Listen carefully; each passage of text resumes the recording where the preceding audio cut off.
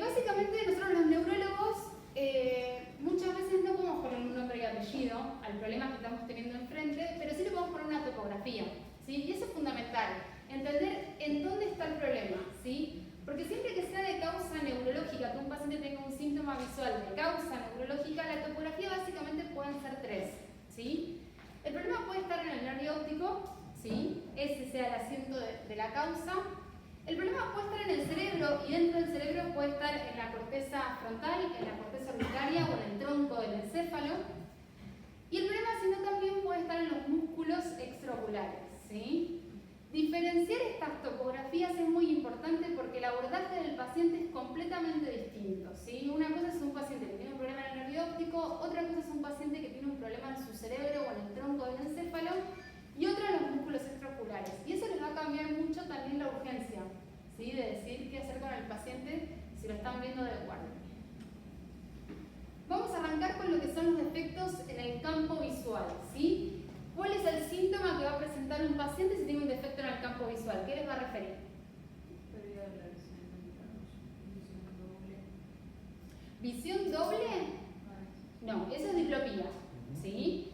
Un problema, un defecto en el campo visual, el paciente, ¿qué les va a decir? Básicamente, que no ve una parte, ¿sí? Del campo visual, no que perdió nitidez, no que ve borroso, sino que no ve en una parte del campo visual. A eso nos referimos con defecto campimétrico, ¿sí?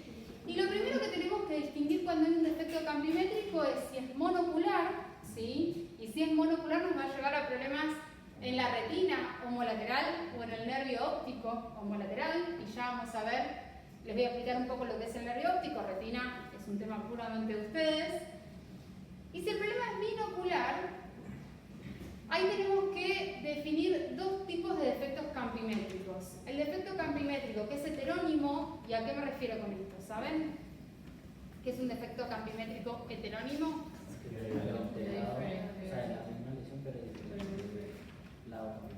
O binasal Bien, perfecto. O binasal o bitemporal. Y cuando es homónima, ¿y a qué se refiere? Exacto, perfecto. Y eso nos va a distinguir también en la topografía de la vía óptica. Por eso es tan importante conocer esto, ¿sí? Que es básicamente la anatomía de la vía óptica, ¿no? Desde, bueno, lo que ustedes conocen mucho mejor, la retina, conos y bastones, y de ahí nos vamos directo al nervio óptico. Y en el nervio óptico sabemos que una vez que se forma el nervio óptico, llega al quiasma, ¿no? Y en el quiasma tenemos las fibras nasales que se decusan en forma contralateral y las fibras temporales que siguen en forma ipsilateral para formar lo que nosotros llamamos cintillas ópticas, ¿sí? Y de ahí las radiaciones ópticas una vez que hacen sinapsis en el tálamo, y de ahí se van a ir a la corteza visual primaria. Dependiendo el nivel donde yo tenga el defecto en mi vía visual, los síntomas campimétricos que me puede dar, ¿sí? Como hablábamos, la visión puede ser, como les decía, si es de un solo lado o monocular, que me dé un defecto campimétrico unilateral, pero si es bilateral ya nos vamos de acá, de lo que es una hemianopsia bitemporal o binasal, o una hemianopsia homónima, que estamos hablando de que el defecto campimétrico tiene que estar del quiasma para atrás, ¿sí? ¿Todos tienen, qué tal? ¿Tienen en claro esto? Sí. Bien. Después, obviamente, es conocimiento puramente anatómico para entender, digamos, que lo que nosotros estamos viendo puede estar a nivel del quiasma, como por ejemplo lo más común cuando hay un defecto a nivel del quiasma suele ser un problema en la región celar, ¿sí? Los tumores de hipófisis suelen ser los que más afectan lo que es el quiasma. También puede pasar que tenga una quiasmitis el paciente, que eso es mucho más raro, que es una inflamación del quiasma. Y después, en general, lo más común es que el problema esté retroquiasmático, ¿sí? Cuando hay una hemianopsia, lo más común es que sea homónima, ¿sí? Y ahora vamos a ver un poquito las causas más frecuentes de eso, pero que esté de las radiaciones de la cintilla óptica hacia atrás. Muchas veces, cuando evaluamos al paciente, lo que podemos encontrar es este tipo de defecto, que es una cuadrantopsia, ¿sí? ¿Por qué? Porque hay una parte del cerebro donde la vía óptica se abre mucho y es muy raro que eso me genere un defecto del todo del hemicampo. Entonces, cuando yo encuentro una cuadrantopsia, ya me tengo que imaginar que la lesión está mucho más posterior, ¿sí?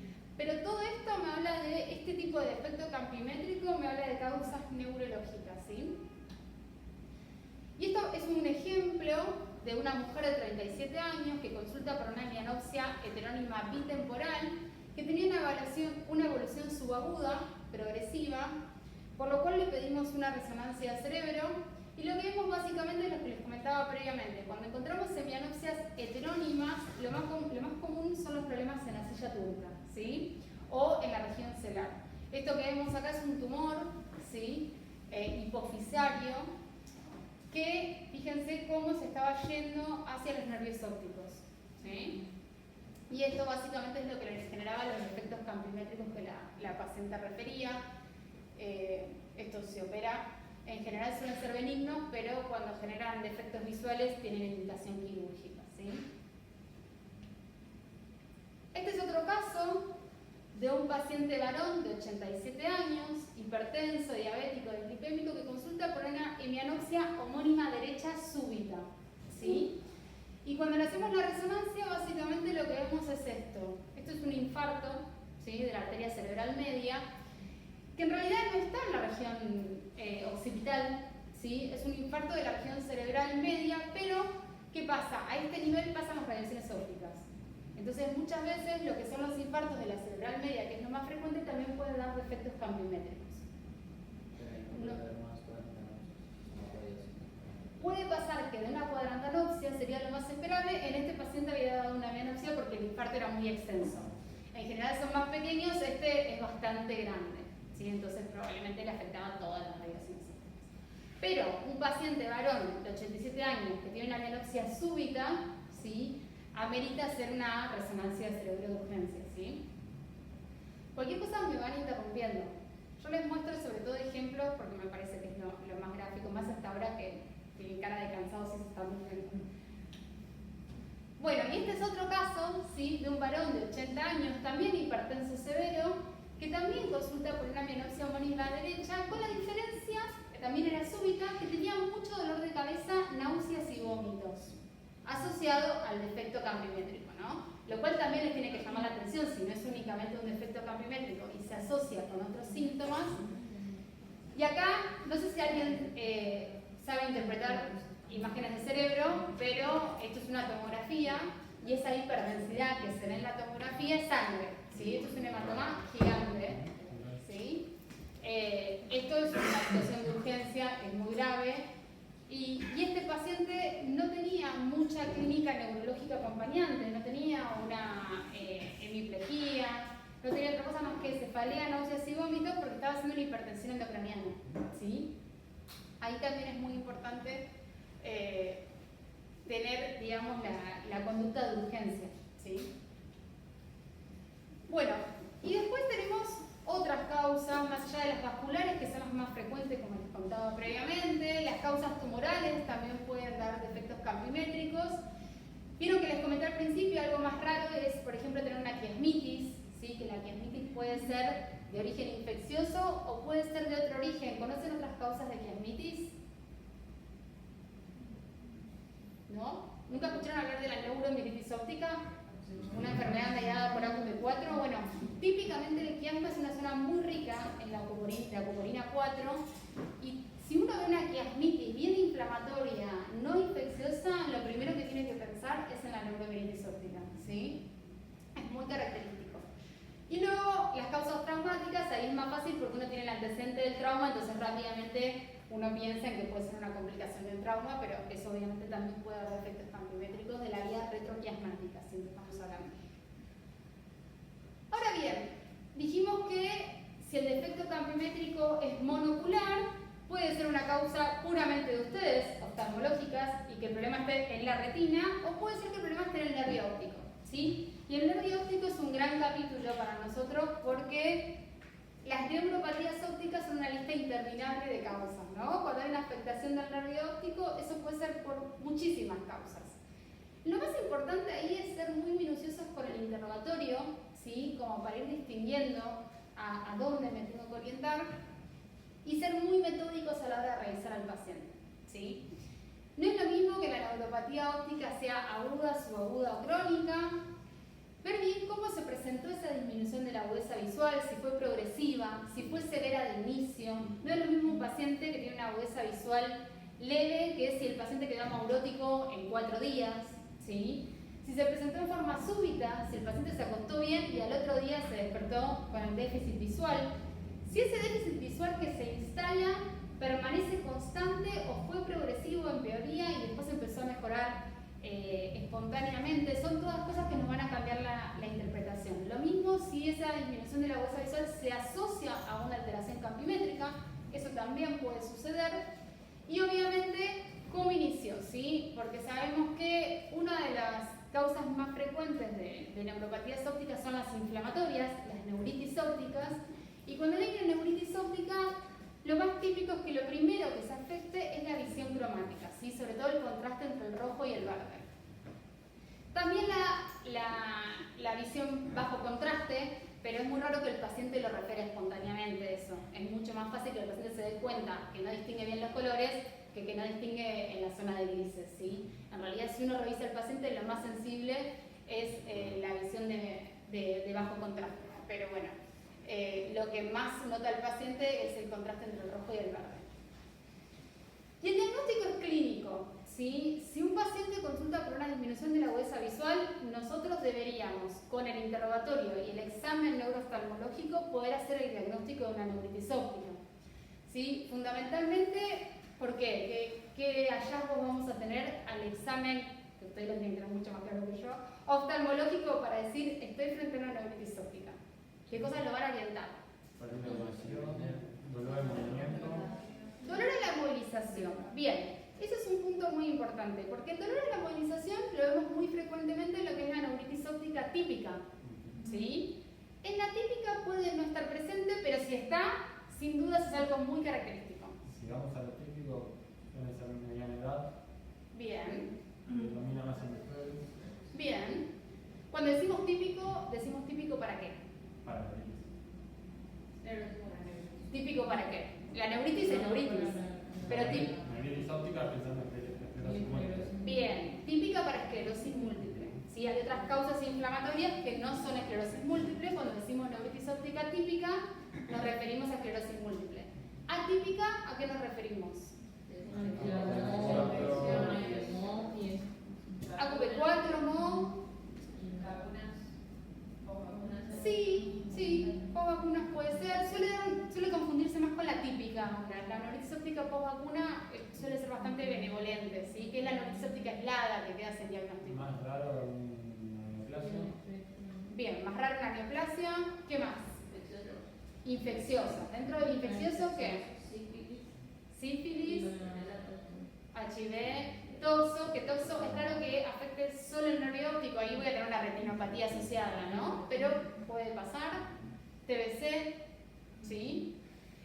Bien, y dentro de las características, como estábamos diciendo, tenemos las características de la neuritis óptica típica y atípica. Dentro de la típica es el dolor a la movilización ocular, sin dudas. ¿Qué más? Que sea mujer, entre los 20 y los 30 años. Baja la visión, pero no tanto. Baja la visión, pero no tanto. ¿Y a qué nos referimos con eso? Baja la visión, pero no tanto. O sea, tipo. Acá les doy la ayuda.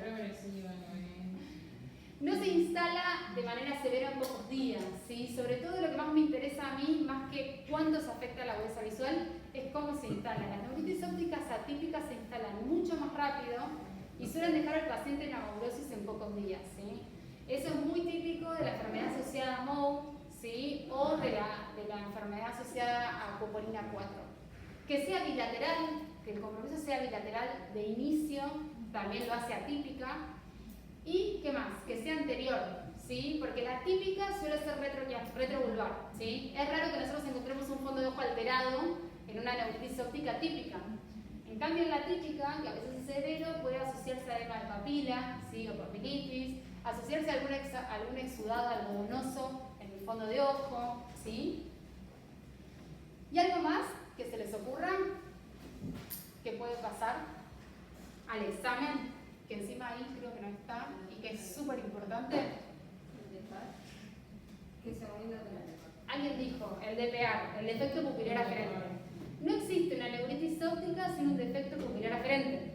Si yo no tengo un defecto pupilar aferente, frente al examen oftalmológico, no tengo una neuritis óptica, por definición, ¿sí? Lo que puede suceder es que cuando es bilateral, muchas veces es difícil, porque uno en general el DPA lo busca, ¿sí? Digamos, tiene que tener el otro ojo sano. Si es bilateral, ahí se me anula un poco el buscar el DPA. Pero búsquenlo siempre porque tiene que estar. Si no está, ¿sí? Estamos frente a un problema. Bien, ¿alguna duda con esta diferenciación? Bien, es muy importante definir cuando tenemos una neuritis óptica si es típica o atípica, porque la vamos a estudiar diferente, ¿sí? A las neuritis ópticas, a todas les vamos a pedir una resonancia de encéfalo con foco en órbita, que tiene que ser con cortes coronales, el T2 con STIR y un T1 con gadolinio, que eso me sirve bien para ver todo el nervio óptico en su recorrido. Esto tiene que ser con supresión grasa. Un campo visual, ¿sí? Computarizado. Los potenciales evocados visuales, si tienen la posibilidad de hacerlos y en su centro se hacen bien, los piden, ¿sí? Si no, no, porque es muy operador dependiente y a veces pueden confundirnos, ¿sí? Si están bien hechos, sí. Si uno los puede discutir y tienen confianza con quien los hace, nos pueden dar información.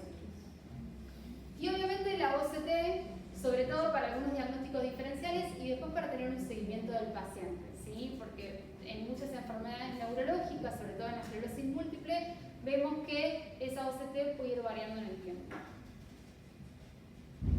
Este es un resumen de las etiologías más frecuentes que pueden dar compromiso al nervio óptico. A mí me gusta mucho esta clasificación que las distingue entre primarias y secundarias, porque en general uno piensa en estas patologías, ¿no? En las inflamatorias clásicas, como la esclerosis múltiple, QP4 y MOU, y cuando no encuentra una causa se queda acá, ¿sí? Pero es muy importante buscar esto, ¿no? Buscar que no sea una sarcoidosis, que no sea una colagenopatía, que no sea un compromiso sistémico, que no sea una enfermedad granulomatosa, y obviamente las infecciosas, que es fundamental. ¿Por qué digo esto? Porque la sospecha de una enfermedad secundaria con compromiso del nervio óptico nos obliga a estudiarla mucho mejor. Uno no puede poner corticoides de rutina en una neuritis óptica atípica. Una cosa es si yo tengo una neuritis óptica típica en un paciente sano, una mujer entre 20 y 30 años, que yo le hago una resonancia y pienso que tiene una esclerosis múltiple. Ahí no hay problemas.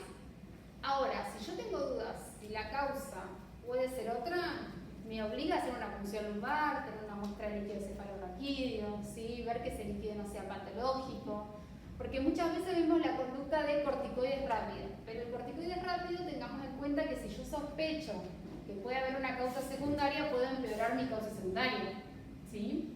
Entonces es muy importante que seamos prolijos y metódicos en esto. Perdón, una pregunta. Sí. Tú dices seronegativas como que yo ya descarto todo lo que inmunoinflamatorio y demás, me quedo con las de alacoporina o la EMOD. Si es negativo los anticuerpos, lo considero seronegativo, sí o sí lo trato como una de esos, pero de negativo. Claro, cuando yo tengo una neuritis óptica primaria, que yo descarté que haya un compromiso secundario, sistémico del paciente o que sea QP4 y MOU, ahí estoy en una situación donde el paciente, si yo lo estudio, lo puedo tal vez definir como una esclerosis múltiple, se encuentran lesiones asintomáticas asociadas en la resonancia, por ejemplo, y si el paciente tiene una resonancia normal, eso va a quedar como una neuritis óptica aislada, que sí, le pongo corticoides en agudo, pero después no tiene indicación de tratarse a largo plazo, ni de dejarse un tapering de corticoides, ¿sí? Que es otra cosa que vemos bastante habitualmente. El paciente que tiene una neuritis óptica típica no queda con corticoides ni a largo ni a corto plazo, ¿sí? Se trata con pulso de corticoides de inicio y fin, punto, ¿sí? Porque sabemos que los corticoides no cambian el pronóstico de este tipo de neuritis. ¿Alguna duda con respecto a esto? Porque es muy importante la pregunta que hiciste. Sí, lo tenía como, porque igual el tratamiento de los otros dos pues, son inmunomoduladores, ¿sí? Pero si me da negativo los anticuerpos, era mi pregunta, que si le dejo inmunomoduladores igual, pues descartando ni la esclerosis múltiple ni las otras atípicas. No, yo lo único que voy a usar, digamos, en el momento agudo, si no tengo un diagnóstico, son corticoides. Después, si yo no tengo ningún anticuerpo positivo, no uso ningún inmunomodulador en ningún momento. ¿Sí? Para que lo clasifican como ser negativo. Sí.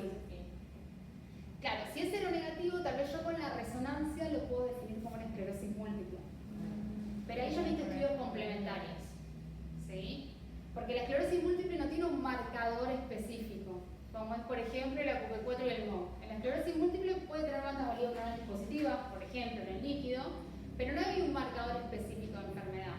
Ahí vos necesitas que lo evalúe un neurólogo y defina si es una esclerosis múltiple o no, y si amerita un tratamiento. Si no, va a quedar en alguna de estas causas, como una posible esclerosis múltiple, una neuritis óptica aislada o un prión, ¿sí? Para el prión, para yo poder tratar un prión, necesito por lo menos que tenga 2 o 3 episodios, ¿sí? Pero en un primer episodio yo no lo voy a tratar, ¿sí? Estas son algunas de las diferencias que podemos encontrar en la resonancia magnética y la importancia de hacerla, ¿sí? La resonancia magnética nos sirve para varias cosas, ¿no? Para ver si tengo lesiones asociadas, pero también para ver cómo es el compromiso del nervio óptico, porque nos va a cambiar bastante la interpretación. Si yo tengo una neuritis óptica como acá, ¿sí? Como en esta imagen, ¿qué es lo que veo? Por ahí. ¿Lo ven? ¿Acá? ¿Esto un poquito más blanco? ¿Lo notan? Es un realce que, acá justo estaba puesto del otro lado, ¿no? Medio tramposo, pero es un realce que nosotros decimos que es cortito, parcheado, en un sector del nervio óptico. Eso es bastante típico de esclerosis múltiple y la clínica que acompaña a eso suele ser la neuritis óptica típica, que decíamos, ¿sí? Que suele resolver fácil, que suele resolver espontáneamente, a veces con 3 pulsos de corticoides, pero que no suele dar una clínica muy importante. ¿Por qué? Porque el compromiso es así, es cortito, es parcheado, es muy pequeño. Ahora bien, fíjense la diferencia con esto, ¿no? Que es neuromielitis óptica. Esta es de una paciente real del servicio, donde fíjense cómo se ve el nervio óptico, ¿no? El nervio óptico se ve más engrosado, el compromiso suele ser más extenso, posterior, ¿sí? Y justo en este paciente tiene lo que es típico de la quiasmitis, ¿no? Lo que hablábamos del compromiso del quiasma óptico. Cuando nosotros tenemos un compromiso del quiasma, esto es una zona muy rica en AQP4, casi que les diría que es una entidad que es la única dentro de las inflamatorias que suele afectar el quiasma, ¿sí? Es muy característico. Así que la quiasmitis nos tiene que hacer pensar en NMO. Y en el caso de MOG tiene un compromiso bastante típico también, porque suele ser bilateral, no suele afectar el quiasma, como vemos acá. Y lo que suele dar muchas veces es una perineuritis, ¿sí? O sea, inflama lo que es la vaina del nervio. Eso es lo que hace que, si bien es muy severa y a veces puede llevar al paciente a la moglosis, revierte rápidamente, porque se cree que el daño no es típicamente del nervio, ¿sí? Sino más bien de la vaina. Es un compromiso más inflamatorio perineurítico más que neurítico en sí. ¿Qué es lo que hace que generalmente anden muy bien? Los pacientes con MOG, con corticoides, revierten prácticamente toda la clínica, más allá de que haya sido severo al inicio, ¿sí? A diferencia de la patología de la neuromielitis óptica, donde muy raramente el paciente revierte con corticoides. Suelen ser pacientes que quedan con una secuela visual importante después de un primer episodio de neuritis. Con lo cual, hacer la resonancia, la verdad que nos ayuda un montón para orientar la clínica. Obviamente el campo visual también, porque nos va a dar idea del compromiso campimétrico que tiene el paciente, cuán severo es. Obviamente que si el paciente tiene una neuromielitis óptica o una enfermedad asociada a MOG, el compromiso va a ser mucho más severo de inicio, a diferencia del AM, que tiene un compromiso mucho más parcheado, pequeño, que suele ser muy sectorizado en la región temporal. La verdad que en general estos pacientes andan muy bien y estos, dependiendo si es una QP4 o un MOG, andarán mejor o peor, ¿sí? El MOG suele dar un compromiso más como lo vemos acá. Bueno, corticoides. ¿A todos le ponemos corticoides? ¿Qué dijimos? ¿A todos sí? ¿A todos no? No, primero los estudiamos, ¿no? Los estudiamos. Si es una neuritis óptica típica, que no tiene nada más, le pongo corticoides. Si es atípica, en general nosotros recomendamos hacer una punción lumbar y tener un líquido físico-químico normal para descartar que no sea algo infeccioso. Pero obviamente, si nosotros sospechamos que la etiología es inflamatoria, que es una neuromielitis óptica, que es una enfermedad asociada a MOG, ese paciente también va a necesitar corticoides, ¿sí? Pasa que ahí sí o sí, cuando hay una neuritis óptica típica, necesitamos la evaluación del neurólogo también por guardia y de urgencia, porque esto le cambia el pronóstico a los pacientes, ¿sí? decidir si solo amerita corticoides, si amerita algún estudio más, si amerita la función lumbar. Doctora, a los atípicos, ¿no se les puede hacer plasmaféresis también? Bien, ahora vamos a eso. A todos le vamos a poner corticoides, por lo menos 3 a 5 días. El paciente que ya en el tercer, cuarto pulso no revierte y que sigue con un compromiso de la agudeza visual muy importante, bueno, otra cosa importante ahora les explico es eso, pero en la típica, donde la disminución es muy severa y el paciente no responde a corticoides, hay la indicación, bueno, se lo había puesto ya, es de plasmaféresis, ¿sí? El paciente que no responde a los corticoides y que tiene un compromiso de la agudeza visual importante, tengo que seguir con plasmaféresis. Ese paciente no puede quedarse con los corticoides. Esto es fundamental porque vemos que muchos pacientes que tienen una respuesta parcial o incompleta, no se hace un tratamiento posterior y le sacamos la ventana, digamos, que tienen de poder mejorar algo en su agudeza visual. No lo hacemos solo en los pacientes que no responden a los corticoides. Muchas veces nosotros en el hospital tenemos plasmaféresis y vemos muchísimos pacientes con neuritis, y cuando el paciente ya tuvo neuritis previas y no respondió a los corticoides y arranca con síntomas de agudeza visual, hacemos plasmaféresis de entrada, ¿sí? Pacientes con síntomas graves o con un compromiso severo, que tenemos el antecedente que no respondió a corticoides, hacemos plasmaféresis desde un principio. Y obviamente cuando no responden a los corticoides. Volviendo un poquito para atrás, el paciente que tuvo una neuritis óptica típica y que se hizo tratamiento con corticoides, no le dejamos taperina, ¿sí? Ese paciente se hace 3 o 5 pulsos y queda sin corticoides, ¿sí? Y en la típica, que hizo corticoides, que hizo plasmaféresis y que después le tenemos que dejar un tratamiento, ahí sí le dejamos un tapering bastante lento de corticoides, y si tenemos dudas, le podemos dejar un mantenimiento a largo plazo, por lo menos 6 meses, hasta terminar de definir qué etiología tiene, porque muchas veces el corticoide, sobre todo en los pacientes con NMO, sirve como parte del tratamiento, hasta que consigan un inmunomodulador a largo plazo, un inmunosupresor crónico, suele evitar recaídas posteriores, digamos. Así que es importante. La plasmaféresis, que ya lo charlamos, y en general la plasmaféresis, bueno, esto ya es muy digamos, del momento, pero solemos hacer 5 recambios de rutina. Nosotros tenemos experiencia de hacer muchos recambios. Ahí puse de 5 a 7, hemos hecho hasta 15 recambios de plasmaféresis, pero eso depende si el paciente viene respondiendo, si no, si lo tolera bien, si no tiene efectos adversos. Sí. ¿Puedo hacer 2 preguntas? Sí. Una, entonces después de hacer los pulsos, ¿no se sigue con corticoide vía oral? Si la neuritis óptica es típica, no tiene indicación, porque uno está interpretando que eso es una neuritis óptica aislada, digamos, que posiblemente no vuelva a repetirse, o que es en el contexto de una enfermedad de esclerosis múltiple. Y en la esclerosis múltiple los corticoides están más que demostrado que no cambian ni el pronóstico de la recaída, ni que tengan recaídas a posterior. La otra pregunta es si la plasmaféresis mejoraba el pronóstico visual. Sí. ¿A qué te referís con que se mejora el pronóstico visual? Que si no hicieras, si va a mejorar la visión más, se hace sí. el tratamiento que si no lo hace. Sí, por supuesto. En una neuritis óptica atípica que no respondió con los corticoides, la plasmaféresis es fundamental, porque es lo único que le puede rescatar en el momento, si tiene un anticuerpo dando vueltas, de lo que le está pasando en ese momento. Si no, le sacás la chance de que ese paciente recupere la agudeza visual.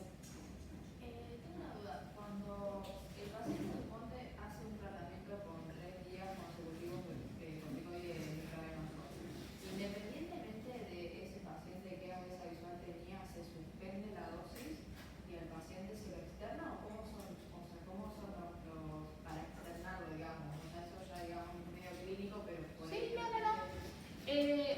Cuando vos tenés una neuritis óptica típica, en general con 3 a 5 pulsos suelen mejorar, ¿sí? Si hablamos de una neuritis óptica típica, hablamos de un paciente que tiene una agudeza visual de 5 en 10 para arriba, digamos. No es un paciente que tenga una agudeza visual con un compromiso severo. Si no, ahí vos te estás planteando una neuritis óptica típica, escalarlo, hay otro contexto. Después de los 3 o 5 pulsos, hay pacientes que revierten a los 3 pulsos y no tienen una agudeza visual 10 en 10, tienen visión traumática conservada, se suspende abruptamente. O sea, el parámetro, digamos, para externar, o el criterio para externar es la agudeza visual del paciente. La agudeza visual del paciente, exacto. Porque si el paciente tiene una agudeza visual de 5 en 10 para arriba, uno no lo va a exponer a un riesgo de plasmaféresis, que es un tratamiento muy invasivo, digamos. ponerle un catéter, un CUC, hacer un recambio plasmático. Es como hacer una diálisis la plasmaferesis, uno no lo va a exponer a ese riesgo. Y dejarlo con corticoides a un paciente que tuvo una neuritis óptica típica no tiene ningún sustento. O sea que después de 3 a 5 pulsos, vos ahí podés suspenderlo abruptamente porque además no hiciste inmunosupresión del eje. Ahora, si la neuritis óptica es atípica, te llevó a hacer la plasmaféresis, o no le pudiste hacer plasmaféresis porque en tu centro no hacen y no tenés manera de derivarlo a otro lugar donde le hagan, pero la neuritis óptica fue atípica, ese paciente tiene que quedar con corticoides a largo plazo.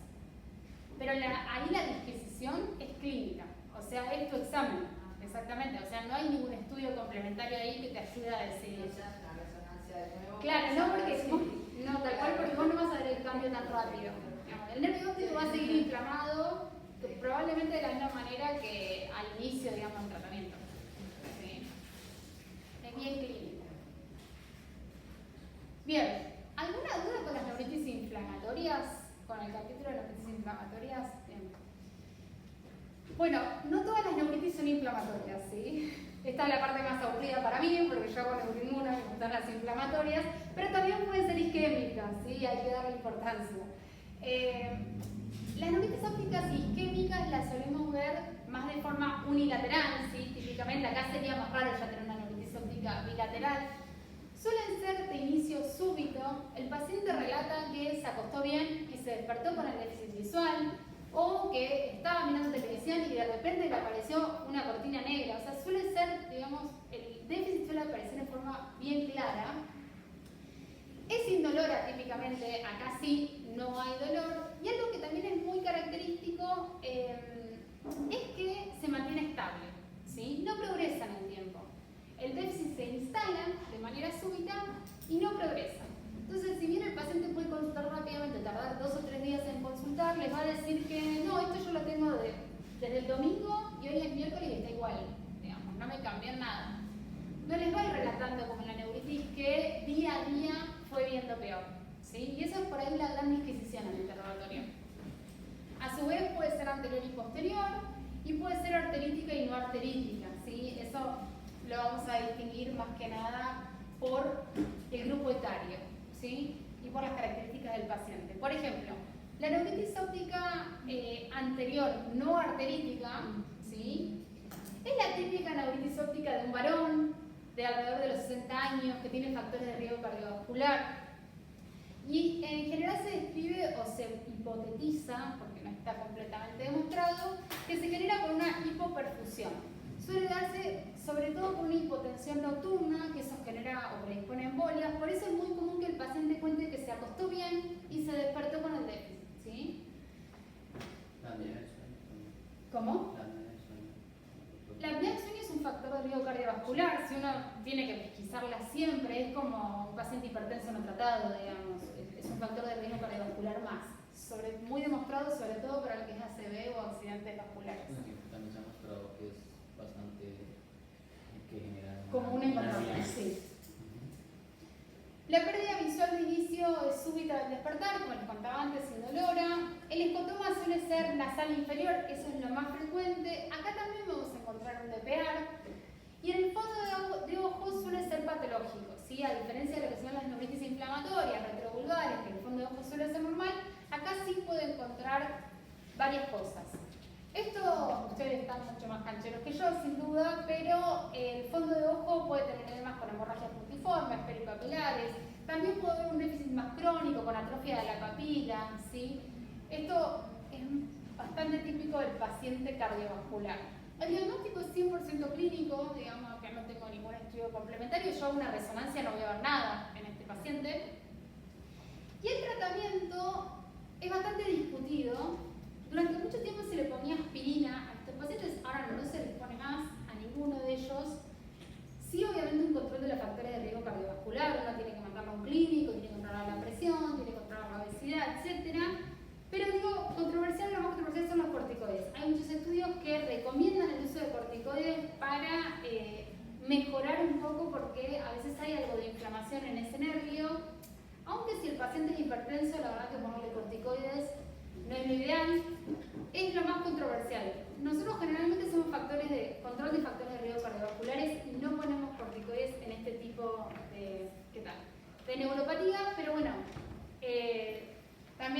creo que van a encontrar muchos trabajos donde hay evidencia de que poner corticoides puede mejorarlo, por eso se los comento. ¿Ustedes en la práctica qué hacen con estos pacientes? Los mandan a clínica. Nadie le pone corticoides. Son todos diabéticos, hipertensos, la verdad que poner corticoides. Pero bueno, hay trabajos que muestran una evidencia de mejoría con las corticoides, la verdad que nosotros no lo hacemos en la práctica tampoco. Pero después está la arterítica, ¿sí? Y acá la clínica es bastante diferente, suele ser una persona mayor también de edad, es mucho más común en mujeres. Estos son los criterios diagnósticos, básicamente lo que les puse, los más actualizados, que tienen que tener por lo menos 3. Se está moviendo, ¿no? La pantalla. ¿O soy yo? Sí, a veces como que se mueve. A veces como que se mueve. Tienen que tener por lo menos 3 de estos 5, ¿sí?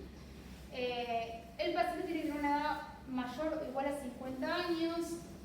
La cefalea suele ser una cefalea de inicio bien focal y localizada. Es bastante común que antes de hacer un síntoma visual, este paciente se venga estudiando por cefalea. Digo esto porque es raro que el paciente se presente con un síntoma visual sin haber presentado cefalea previa. Así que es probable que ustedes, si les llega a este paciente, ya tengan el antecedente de una mujer grande que le vienen estudiando una cefalea de reciente inicio. Y eso les tiene que hacer pensar en esto. Bueno, si la palpan, la arteria temporal puede estar endurecida, eso es algo que por ahí no tiene que tener como mucha cancha. Y la electrosedimentación tiene que tener más de 50 de valores de sangre. La biopsia positiva obviamente confirma el diagnóstico, pero tengan en cuenta 2 cosas. Una, que la biopsia a veces puede dar negativa porque la arteritis es parcheada, ¿sí? No es un compromiso extenso de toda la pared del vaso, entonces puede ser que uno le haga una biopsia y que esa biopsia sea negativa y eso no descarta. Y muchas veces teniendo el resto de las características no es necesario llegar a la biopsia. Uno, digamos, puede hacer el diagnóstico. Y la eco, sí, digamos, en la eco uno podría ver. ¿Alguien lo conoce a Norsini? No. Bueno, es un ecografista muy conocido acá. Hay que tener mucha cancha para hacer la ecografía de la arteria temporal, pero si ustedes tienen un ecografista de confianza que lo hace bien y ve inflamación, también es diagnóstico, ¿sí? También ayuda. No está dentro de los criterios formalmente, pero uno lo puede hacer, incluso puede orientar a la biopsia también, ¿sí? Pero es difícil, la ecografía de la arteria temporal y ver eso es complejo, digamos, tiene que ser con mucha cancha.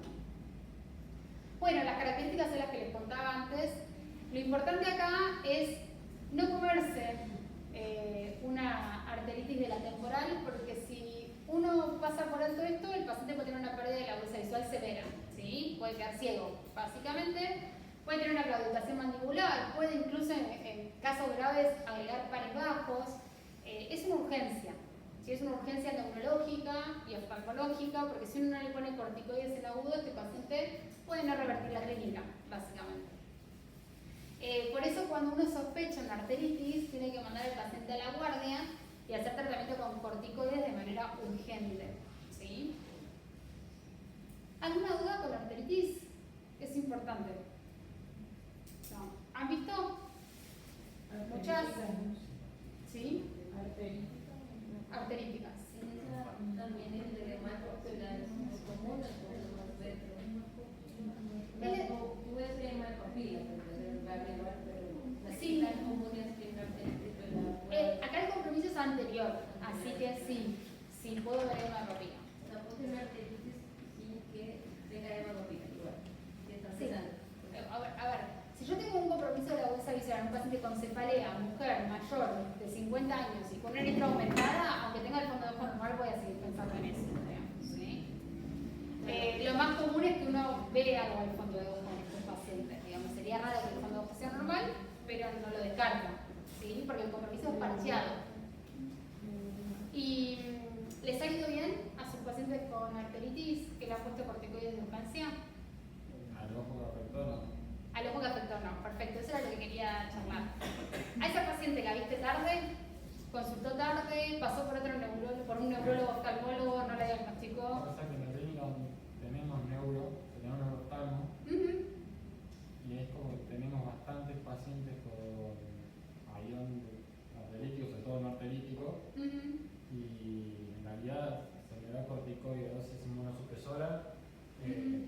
más para salvar el otro ojo más que para el afectado. O sea, ¿Pero por qué? ¿Porque consultó tardíamente? suelen ser pacientes que están bollando, y le dicen, o fueron a un clínico o a su, quizás tener una vasculitis de algún tipo, y después Y tardó. Esto es importante porque nosotros muchas veces como neurólogos vemos a la paciente que arranca con cefalea, que por ahí ni siquiera hizo el síntoma visual. Le ponemos corticoides y mejora. Y cuando tiene un síntoma visual también la solemos ver bastante tempranamente, y si uno la engancha tempranamente y le pone corticoides, ese paciente anda bien. El que anda mal es el que anduvo bollando, que estuvo 2 semanas con el compromiso visual y no lo diagnosticaron correctamente, ¿sí? Por eso es tan importante hacerlo en agudo. Y después, obviamente, uno tiene que dejar una inmunosupresión a largo plazo para evitar que recurra o que la patología afecte al otro nervio. Bien. Una pregunta. ¿Esa inmunosupresión crónica que le dejan tipo un año? ¿O luego ya no más se encarga? ¿O porque como una vasculitis en general, tipo, eso ya no maneja eso? Sí. No sé cómo se maneja. Hay muchos tratamientos, el más común a largo plazo es el metrotexate, el que más se usaba. Ahora se aprobó el tocilizumab, ¿sí? Que es un anti-IL-6. Cuando lo pueden conseguir es lo ideal, porque en general como son personas adultas mayores, dejar una inmunosupresión a largo plazo también tiene sus riesgos, ¿no? Y el anti-IL-6, por ejemplo el tocilizumab, que es el más común, hay otros anti-IL-6, suele tener un perfil de seguridad muy bueno y está aprobado específicamente para la artritis de la temporal. ¿Qué tal? Buenas ¿Qué tal? tardes. ¿Vos sos docente de la universidad? No, soy No, invitado. está bien. No, porque necesitaba una firma, pero necesito que sea docente. No te voy a poder Gracias. ayudar, disculpame. Gracias. El tocilizumab, que es un anti-IL-6, suele tener un buen perfil de seguridad. Si uno lo pudiera conseguir, creo que es la medicación ideal para un paciente adulto mayor, por lo menos que tiene que quedar 1 o 2 años inmunosuprimido. Y si no, el metrotexate. El metrotexate es lo que más se usa en la práctica. ¿Alguno tiene experiencia con algún otro inmunosupresor? No. Bien. Bueno, y después un pequeño resumen, porque no voy a abordar todas las causas, pero todas estas causas también pueden ser causas de compromiso del nervio óptico, ¿sí? Mucho menos frecuentemente que las que vimos previamente, las más comunes son las que vimos, pero si yo no encuentro una causa vascular, si la causa no es inflamatoria, después me tengo que ir a esta pequeña lista. Las tóxicas como el tabaco, el alcohol, también pueden afectar al nervio óptico. Metabólicas, el déficit de B12 es muy típico de asiento del nervio óptico, así como de los cordones posteriores de la médula espinal. Suele acompañarse de otros síntomas neurológicos, no es raro que dé solo neuropatía. Lo neoplásico, por eso es tan importante la resonancia. Hemos tenido pacientes con diagnóstico de neuritis óptica que tenían un meningioma o un glioma del nervio óptico. Sí, a veces es difícil de distinguir, no es que es fácil, pero bueno, ahí hay características en la imagen que nos orientan al diagnóstico. Causas compresivas, ¿sí?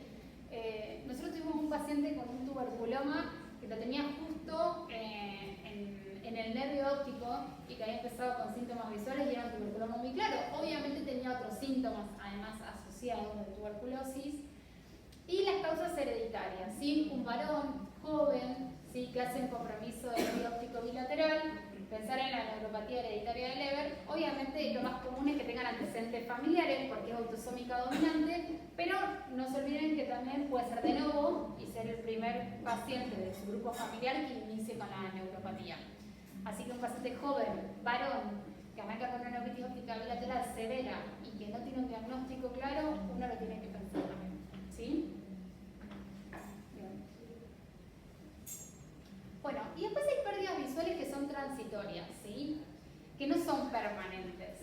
Y ahí las causas son muy distintas a las que ya conocíamos, ¿sí? Si uno tiene una maurosis fugaz, todos sabemos que lo primero que uno tiene que pensar es en la causa vascular, y dentro de las causas vasculares puede ser isquemia tanto del nervio óptico como de la retina, como de la arteria oftálmica, o puede ser una migraña retiniana.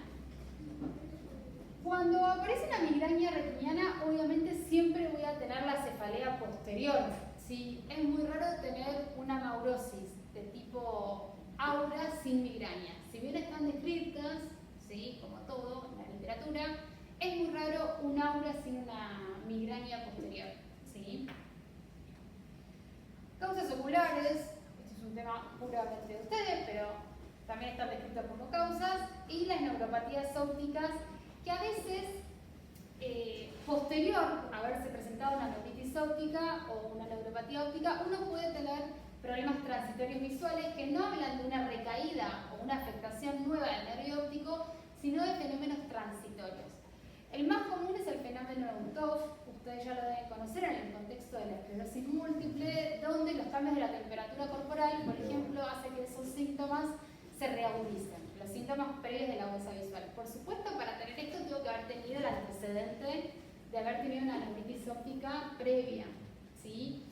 En general, el fenómeno Utov dura pocos minutos, horas, pero siempre tiene que durar menos de 24 horas. Si el paciente tiene más de 24 horas con estos síntomas, ya no se consideran transitorios, ¿sí? ¿Cómo lo diagnosticarían? El fenómeno Utov. ¿Cuáles serían los criterios de diagnóstico? No hay criterios diagnósticos, digamos, para el fenómeno Utov, pero un paciente que ya tuvo una neuritis óptica y que relata que mientras estaba bañando o mientras estaba en un sauna o un día de 37 grados de calor empezó con síntomas visuales y que eso revierte espontáneamente en menos de 24 horas, se considera un fenómeno Utov. Siempre tiene que estar el aumento de la temperatura como un desencadenante, a veces es el ejercicio, a veces una ducha de agua caliente, a veces un día de mucho calor, y el síntoma tiene que ser transitorio, siempre, ¿sí? Bien. Bien, y los diagnósticos diferenciales según el tiempo de duración. Si un paciente viene diciendo que tuvo síntomas visuales que fueron transitorios, bueno, lo importante primero es ver si fueron segundos. Si fueron segundos puede ser un papiledema, ¿sí? Y el papiledema nosotros lo vemos sobre todo cuando hay aumento de la presión extraocular, por ejemplo un pseudotumor cerebri, ¿sí? A veces puede dar síntomas transitorios hasta que se termina de instalar en forma definitiva. Cuando hay minutos uno tiene que pensar más en causas vasculares, ¿sí? Y ahí es importante el estudio vascular, remitir al neurólogo para hacer una angioresonancia, estudiar vasos del cuello. Y cuando es más de 15 minutos a horas, bueno, ahí sí uno pensar más en una migraña retiniana, pueden ser síntomas positivos o negativos. Recuerden que no es lo mismo si el paciente tiene síntomas de destello, de visión de colores, eso siempre suele ser más retiniano. Si el paciente ve un hemicampo negro, bueno, eso tiene que llamar más la atención, es menos común en el contexto de un aura que el paciente refiera síntomas negativos, ¿sí? Puede pasar, pero es más raro. Bien, ¿qué hacemos con una pérdida visual transitoria monocular? Un paciente que va a la consulta y le dice que por segundos, minutos o horas dejó de ver, o que vio un escotoma centellante, o que vio estrellitas, lucecitas. Bueno, obviamente ahí la evaluación primariamente es oftalmológica y de urgencia. Y si el examen oftalmológico es normal, ahí requiere sí o sí una evaluación neurológica también acompañante. Si en el examen oftalmológico ya le encuentro algo, bueno, ya está, problema de ustedes, ¿sí? Pero si ustedes no le encuentran nada, lo mandan al neurólogo, ¿sí? Porque es muy probable que nosotros eso lo complementemos con una neuroimagen y un estudio de vasos de cuello, ¿sí? Lo más grave acá es que haya una patología adenomatosa de las carótidas o de la arteria oftálmica y que pase desapercibida, ¿sí? Eso es lo más importante. Si está todo normal, ahí tenemos tiempo para estudiarlo en consultorio, ver si tiene una migraña, si no tiene una migraña, pero lo importante es diferenciar estos síntomas y remitirlo al neurólogo si la causa no es claramente oftalmológica. Bien, ¿hasta acá todo bien? En el ecógrafo se pide solo ecógrafo de base del cuello o con enfoque en arteria oftálmica, porque es que no todos los ecografistas pueden visualizar la oftalmia. No, la arteria oftálmica, el Doppler de base del cuello no te va a servir, no lo vas a ver. En realidad, lo que se hace es la angioresonancia intracraneal. Eso es para, digamos, la única manera. El Doppler de base del cuello te va a servir para ver las carótidas externa, interna, la bifurcación y un poquito más, nada más, ¿sí? Pero después necesito si una angioresonancia o una angiotomografía. Nosotros tratamos de evitar la angiotomografía por el diodo, pero bueno, tienen la misma sensibilidad. Con un operador que tiene una buena lectura, los vasos intracraneales se ven igual de bien con una angiotomografía que con una angioresonancia. ¿Qué tipo de resonancia le diría o algo que se llama angioresonancia? Angioresonancia intracraneal y extracraneal. ¿Algún ¿Sí? corte en especial o así directamente o algo específico? Cuando uno quiere estudiar los vasos del cuello, sí o sí necesita contraste para la resonancia. ¿Sí? Si uno va a hacer angiotomografía, siempre es con yodo. Si uno va a estudiar los vasos de cuello e intracraneales, necesita gadolinio. Se puede hacer sin gadolinio, no tiene la misma sensibilidad para los vasos de cuello. Y si vos querés ver bien las carótidas, podés pedir con cortes finos de vasos de cuello y ahí vas a ver bien, digamos, todo en detalle la anatomía. ¿Sí? Bien. Bueno, hasta acá estuvimos viendo todos síntomas de pérdida de la agudeza visual o de efectos campimétricos. Pero alguien dijo al principio que el paciente podía referir algo más tipo de diplopía, ¿no?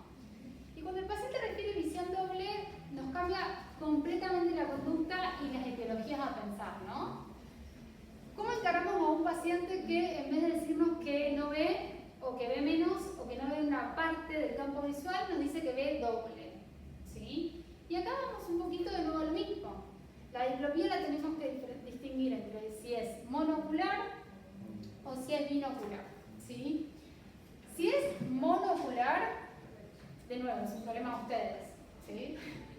Si es binocular, la discutimos, la compartimos. Y si es binocular, uno tiene, binocular me refiero a esto, a que desaparece cuando ¿no? Uno tiene que pensar en causas neurológicas. Y acá nos vamos a esta pequeña lista, ¿sí? De causas neurológicas. Y las topografías pueden variar mucho, porque puede ser de que el problema sea supranuclear, y si es supranuclear, ¿dónde puede estar?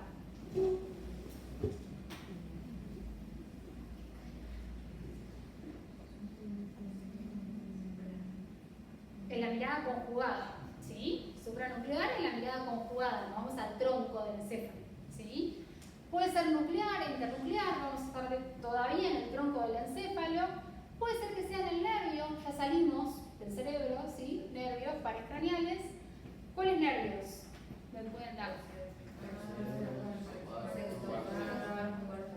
Perfecto, tercero, sexto y cuarto, ¿no? Puede ser que esté en el músculo, ¿sí? Que eso es más raro, o puede ser que esté en la unión neuromuscular, típicamente la patología que más conocemos es la miastenia grave, ¿no? Bien, vamos a ver un pequeño resumen de estas causas, ¿sí? ¿Alguna duda? Lo primero que hay que preguntarle a un paciente que uno sospecha una causa neurológica porque tiene una diplopía binocular es si esa diplopía es horizontal o vertical, ¿no? Porque eso ya un poco nos va a orientar a pensar dónde puede estar el problema. Porque si la diplopía es horizontal, sugiere que la afectación es de los músculos horizontales, y si la diplopía es vertical, puede ser de los músculos oblicuos como el recto superior o inferior, ¿sí? O, por supuesto, de los nervios que lo inervan. En el interrogatorio, uno tiene que preguntar hacia qué lado empeora, ¿sí? La diplopía, si empeora con la visión cercana o a distancia, si esto tuvo un inicio súbito o fue un inicio progresivo, si tiene una duración, digamos, en el contexto de que se instaló y permaneció, o si fue mejorando espontáneamente, o si tiene un ritmo diario, ¿sí? Porque muchas veces cuando pensamos en la patología de placa, la fluctuación es muy característica, ¿sí? Que el paciente se despierte viendo bien y que empiece a ver doble al correr del día, ¿sí? O que el paciente está leyendo y empieza a ver doble y de repente descansa un rato y eso le mejora la diplopía, ¿sí? Eso es muy importante. Obviamente si tiene síntomas asociados, porque eso también nos va a brindar. Pensando en las causas más frecuentes de diplopía, uno tiene que pensar en la causa de nervio, ¿sí? Tanto la afectación del tercero, del cuarto y del sexto son las causas más frecuentes de consulta de diplopía, ¿sí? Y ahí el par craneal que solemos ver muy frecuentemente es el tercer par o el sexto par, ¿sí? Tener una neuropatía típica del cuarto par es bastante raro, ¿sí? Lo menos frecuente. Cuando se afecta el tercer par, lo que vamos a ver es esto, ¿sí? Que la exposición a mirada primaria, lo más característico es que tenga una tosis, y esa tosis suele ser bastante severa, a diferencia de la miastenia gravis, donde la tosis puede ser de 1/3 o 2/3, cuando la afectación es del tercer par, el compromiso suele ser absoluto, el paciente suele estar con el ojo tapado, básicamente, y eso es lo que hace que no tenga una postura cefálica compensatoria, ¿sí? Porque el paciente, como tiene el ojo completamente cerrado, no necesita, digamos, mover la cabeza para ver derecho, ¿sí? Ahora, cuando uno le levanta el párpado, lo que suele observar es que a mirada primaria el ojo suele estar descentrado hacia afuera y hacia abajo, ¿sí? Y típicamente cuando uno empieza a revisarlo, ¿cómo revisamos los movimientos extraoculares? Con la confrontación. Por confrontación, ¿sí? Bien. Cuando uno hace el examen por confrontación, lo que va a observar, por ejemplo, este es un ejemplo si yo tengo el tercer paracraneal izquierdo afectado, ¿no? Entonces yo le pido al paciente que mire hacia la derecha y va a ver bien. Ahora, cuando el paciente empieza a mirar, del tercer par derecho, si el paciente ve hacia la derecha, ve bien, pero si el paciente empieza a mirar hacia la izquierda, se le empieza a desdoblar la imagen, ¿sí? Y empieza a ver doble, y esa diplopía suele ser vertical, ¿sí? Esto es bastante característico, es fácil de ver el tercer par, y lo que puede pasar, que es muy importante que uno tiene que distinguir, ¿qué es? La pupila, ¿sí? Si hay compromiso pupilar o no. ¿Por qué? ¿La pupila cómo suele afectarse cuando el tercer par está afectado? De una midriasis, ¿no? Y la midriasis nos tiene que hacer pasar en una causa compresiva, ¿sí? Bien. Lo más común es pensar en un aneurisma de la comunicante posterior, ¿sí? Entonces, si yo veo que hay un compromiso que es pupilar, ese paciente hay que evaluarlo de urgencia, ¿sí? Y remitirlo a la guardia. El cuarto par, que es el nervio nuclear, que como yo les comentaba previamente, es raro ver la afectación aislada del cuarto par, pero cuando está, ¿sí? Lo que voy a ver es una diplopía que es horizontal. Es muy común que el paciente refiera que la diplopía aparece cuando está bajando las escaleras, ¿sí? O cuando mira hacia abajo, es el momento en el que más lo nota, por supuesto. Y si acá, como no tenemos tosis, el paciente va a tratar o va a intentar de hacer alguna postura compensatoria, entonces es común el fil cefálico para poder, hacia el lado sano, para poder corregir esa diplopía, ¿sí? El fenómeno o el test de Chomsky es al inclinar la cabeza hacia el ojo afectado, donde lo que pasa es que aumenta la hipertrofia y empeora la diplopía, ¿sí? Es un test bastante específico, si uno lo ve, ya digamos, no hay muchas dudas de que tiene una afectación del cuarto par. Y por último, el sexto par, al único músculo que inerva es al motor ocular, el nervio motor ocular es al recto externo, entonces la verdad es que es muy fácil de revisar porque el paciente a mirada primaria tiene el ojo hacia adentro y cuando uno le hace abducción, el paciente ve doble y esa visión doble empeora hacia la divergencia, ¿sí? Es un músculo bastante fácil de revisar. Lo más común de ver el sexto par en la práctica clínica, ¿cuál es? Una torsión. ¿Diabetes? ¿Y qué más? ¿Cómo? Bien, las infecciosas también. Sobre todo el aumento de la hipertensión intracraneal, ¿sí? Por una meningitis, por ejemplo, ¿sí? Porque el nervio hace un recorrido tan largo y es tan finito, ¿sí? Es el par craneal más finito de todos. Y el recorrido que hace es bastante particular, ¿sí? Porque sale del tronco, atraviesa toda esta pancita, ¿sí? Que está acá, y se va hacia arriba. Este recorrido hace que cuando hay meningitis, ocupación del espacio subaracnoideo, hay algún proceso inflamatorio, se afecta muy fácilmente, ¿sí? La presión intracraneal lo primero que afecta es el sexto par. Entonces es muy común un paciente con pseudotumor cerebri que viene por cefalea y diplopía, ¿sí? bastante frecuente. Bien, las causas son un poco las que fuimos charlando. Dependiendo los hallazgos asociados, uno tiene que pensar que si hay un compromiso del nervio, puede estar desde el inicio del nervio a nivel del tronco, ¿sí? Y en todo su recorrido.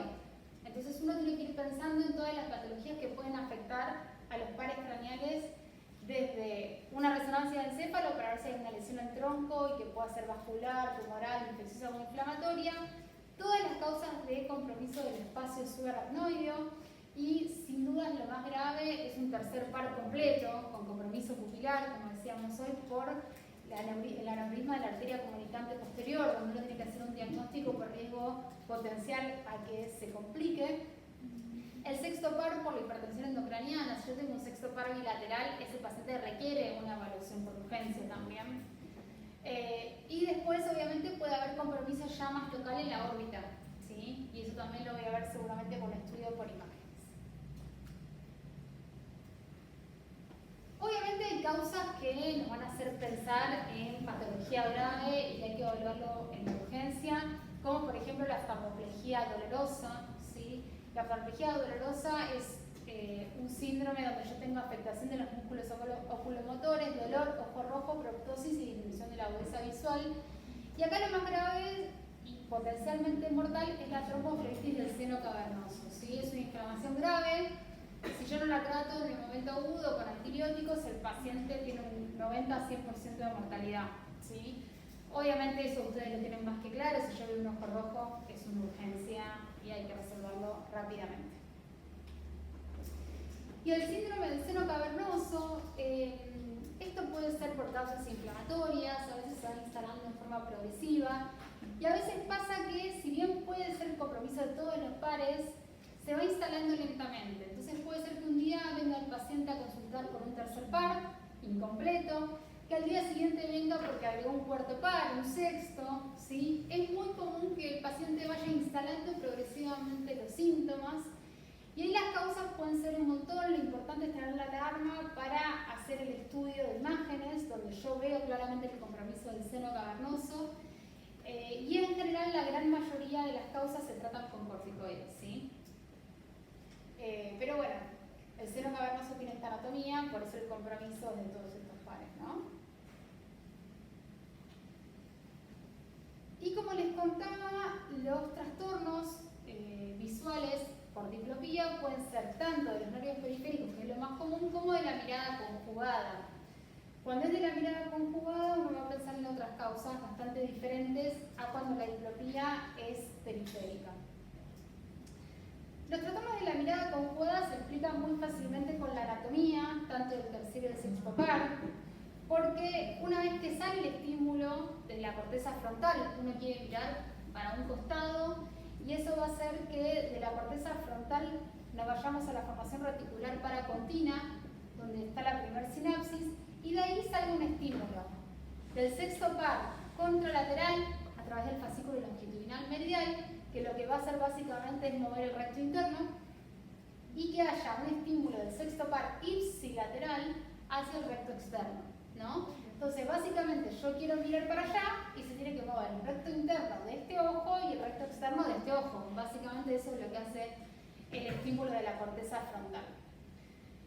Este circuito nos va a explicar varias patologías que nosotros podemos ver en la práctica clínica, como por ejemplo, cuando un paciente tiene un ACV en la corteza frontal y en ese caso, cuando nosotros tenemos una afectación de la corteza frontal, lo que sucede es que todo este estímulo contralateral se ve afectado. Entonces el paciente lo que va a tener, decimos, es una mirada preferencial hacia el lado afectado. Como yo pierdo este estímulo y pierdo este estímulo, el paciente tiende a mirar hacia donde está la lesión, ¿sí? Ahora, si sucede lo contrario, que es que mi problema en vez de estar en la corteza está en la formación reticular paracontina, lo que yo voy a perder es el mismo estímulo, pero el paciente no va a estar mirando hacia el lado afectado, sino que va a estar mirando hacia el lado sano, ¿sí? ¿Entienden la diferencia? Porque es medio trabalenguas.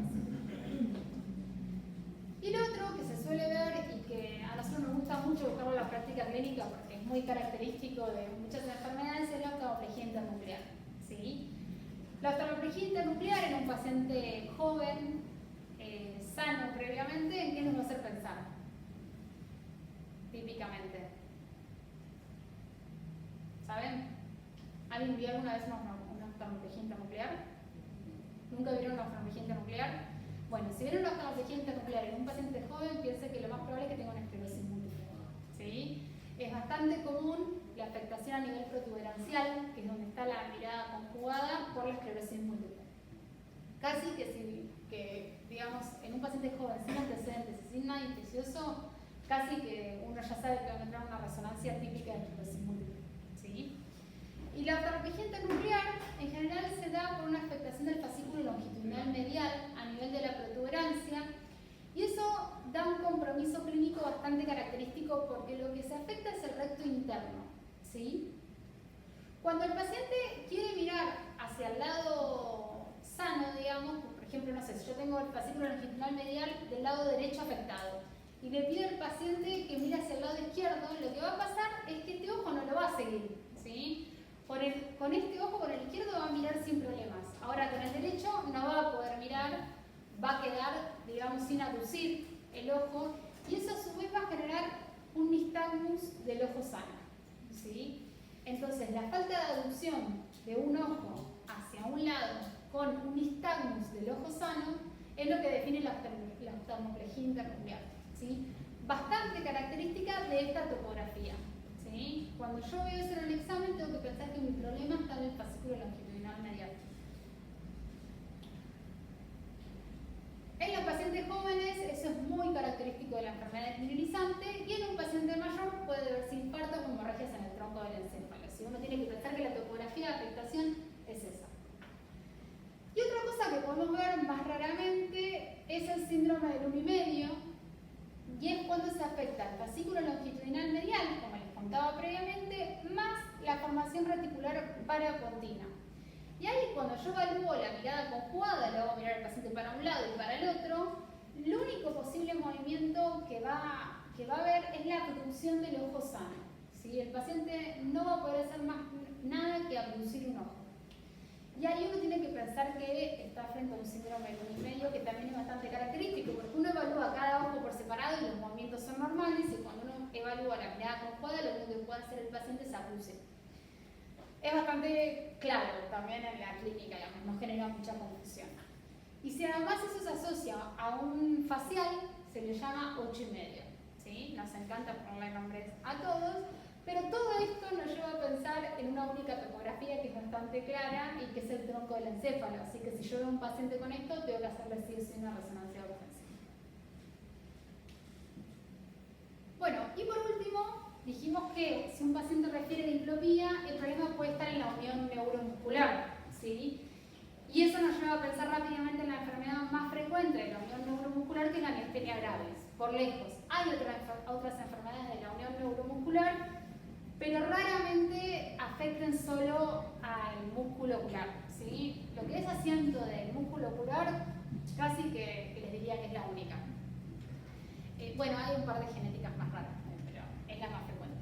La miastenia gravis típicamente dijimos que da tosis, pero esa tosis a veces es difícil de encontrar y no es tan característica. ¿Sí? A veces hay que buscarla con ciertas maniobras. ¿Saben cuáles son las maniobras para buscar la fatigabilidad del músculo? La prueba fatigabilidad Bien. y la prueba de hielo. ¿Cómo? La del hielo y la de fatigabilidad. Bien.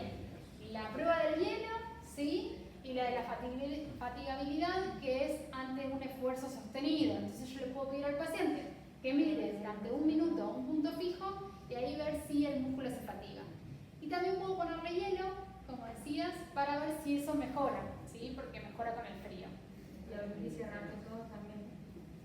Sí, también puedo hacer abrir y cerrar los ojos, pero a veces tarda en aparecer, o a veces no es clara, o al ser bilateral, uno a veces le queda en duda, porque hay pacientes que tienen, digamos, los ojos un poquito más caídos que otros, digamos, no es que es tan claro de evaluar lo que es la tosis palpebral. Y ahí lo que tengo que buscar, ¿qué es? ¿Qué otras cosas tengo que buscar? Tengo que buscar que aparezca la diplopía, ¿sí? La diplopía, ¿cómo la busco? Si el paciente no la refiere espontáneamente al seguimiento ocular. Es con movimientos sacádicos. Con los movimientos sacádicos puedo fatigar un poco el músculo, pero lo voy a fatigar de la misma manera. 45 segundos para un lado, 45 segundos para el otro, ¿sí? Lo hago mirar para un lado y que mantenga la vista fija por lo menos 45 minutos y muchas veces a los 20-30 segundos aparece la diplopía, ¿sí? Sin mover la cabeza, o sea, solo Fijando la vista, sin mover la cabeza, ¿sí? Cuando hago seguimiento ocular, hago que el paciente mantenga la vista fija por lo menos 45 minutos y si no aparece la diplopía, bueno, puedo decir que no hay diplopía, pero por lo menos tiene que estar fijo 45 segundos. Lo mismo para el otro lado, ¿sí? Van a ver que es muy común que el paciente capaz no refiere diplopía, pero cuando uno lo revisa y lo hace sostener la mirada, ahí se le empieza a desdoblar la imagen. Y algo que suelen referir mucho es fotofobia, ¿sí? Y lo mismo a veces uno puede ver esto del nistagmus pseudoparético, que es cuando uno fija la mirada, que ahí aparece un pequeño nistagmus, eso tiene que ver con la parecida del músculo, ¿sí? Si uno sospecha una miastenia gravis, ¿qué tiene que hacer?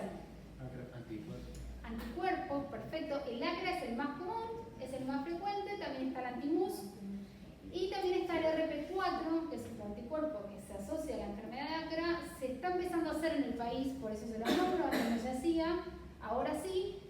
La miastenia mediada por el RP4 es bastante parecida a la miastenia por ACRA, ¿sí? Es una miastenia que suele andar bien. Que le llegue una miastenia gravis ocular antimus sería rarísimo, digamos, porque el antimus suele ser un fenotipo más vulvar, ¿sí? Que suele tener otros síntomas más severos, es muy raro que sea solo ocular. La que es ocular más comúnmente es mediada por ACRA. ¿Y qué más le tienen que hacer para el diagnóstico? Bien, electromiograma sin duda con estímulo repetitivo y también se puede hacer la fibra única, ¿sí? Son dos estudios diferentes. Una cosa es el electromiograma y otra es el estudio de fibra única. Si el electromiograma me dio positivo, no necesito confirmarlo con una fibra única, pero si el electromiograma me da negativo, yo puedo buscar mayor sensibilidad con una fibra única que es mucho más sensible, ¿sí? Si hay patología muscular. Bien, teniendo un ACRA negativo, ¿me descarta la miastenia gravis? No. No. Sobre todo la ocular, que hasta un 50% suelen ser seronegativas, y ahí es muy importante la prueba terapéutica, ¿sí? Muchas veces probamos iniciar mefenón y vemos cómo va respondiendo con el tratamiento con piridostilimina. Muchas veces mejoran y aún teniendo todo negativo, si la clínica es clara, uno le sigue, digamos, terapéuticamente. La prueba de tensión no se usa. ¿Cómo? La prueba de tensión No, la prueba endovenosa de Tensilon no se usa más hace años, ¿sí? Por los riesgos y efectos adversos que puede traer. Prácticamente está en desuso. La van a leer en todos los libros, no se hace, ¿sí? En la práctica. Bien. Y después otra causa de tosis, que no es miastenia, es el síndrome de Horner, ¿sí? Pero el síndrome de Horner va a tener otras cosas asociadas como el compromiso pupilar. Si uno ve una tosis, una miosis, tiene que pensar en un síndrome de Horner. No siempre voy a tener la anhidrosis puede estar presente o no, y si está es muy característica, y obviamente esto se genera por una afectación de la vía simpática, ¿sí? Cuando tengo un síndrome de Horner me pasa parecido a tener cualquier patología de nervio. Yo tengo que buscar que el compromiso esté en alguna parte del recorrido. Puntualmente la vía simpática es muy larga, ustedes saben que esto se inicia a nivel de supranuclear y la vía simpática desciende por el tronco, sale, ¿sí? A nivel cervical y después asciende en forma pericardotidia hasta llegar nuevamente hacia los músculos. Esto hace que dentro de mi estudio, ¿qué es lo que tengo que hacer? Tengo que estudiar el cerebro, por supuesto, pero si no encuentro nada, ¿a dónde me tengo que ir? Me tengo que ir al tórax, ¿sí? Tengo que ver que no haya ninguna adenopatía cervical, que no haya lesiones en el cuello, ¿sí? Que no haya lesiones en el cráneo, en la salida, que no haya una disección carotidia, por eso les comenté que la vía simpática es pericarotidia, ¿sí? Porque hace como toda una ramificación a través de la carótida, y que no sea un aneurisma de la aorta, ¿sí? Si no encuentro nada en el cerebro, me tengo que ir hacia el cuello y al tórax. ¿Sí? Puede haber un doble estrellado, que es típico del cáncer de pulmón. Bien. ¿Alguna duda? ¿Pregunta? ¿Cómo viene la fibrosis? Yo sé, por ejemplo, la lactosis, la fibrosis, pero... ¿Cómo evalúo la nigrosis? ¿Alguien sabe cómo se evalúa la nigrosis? Bien. Que corra en el consultorio. Bueno, sí, en el sí. consultorio y ves si hay alguna diferencia, pero normalmente el paciente se lo refiere a uno que hace ejercicio y hay una parte de la cara que no suda. Muchas veces el paciente lo refiere espontáneamente, que cuando transpira a un lado y del otro no. Y muchas veces uno puede estimular, digamos, a ver si aparece. Yo nunca hice correr a nadie, pero me parece una buena idea. Pero si no, la otra es darle calor. ¿Sí? Darle calor y uno ve como una parte de la cara se le pone roja y transpira y la otra no. ¿Sí? Y si no, es muy común que el paciente se sacó la foto porque le llama la atención y que viene y dice, doctora, mire, tengo la mitad de la cara, ¿sí? Pero también uno lo puede estimular. Lo de correr, no sé, por ahí tiene que estar mucho tiempo, pero bueno, puede funcionar.